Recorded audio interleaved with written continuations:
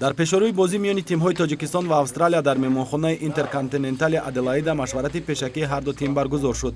Дар ин ҷаласа комиссари бозӣ Тамохиро Кайсе, инспектори доварон Азими бин Абдулло, доварон, масъулини таъмини бехатарӣ ва тамоми сохторҳои дахлдор ширкат намуданд.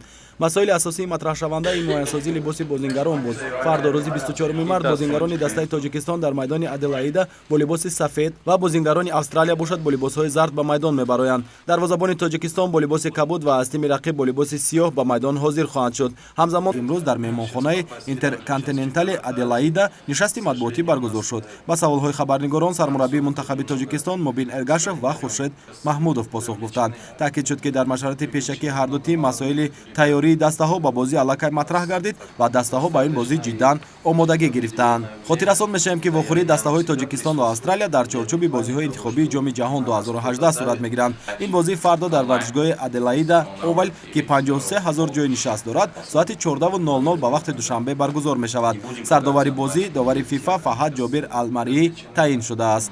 Привлечены много молодых ребят.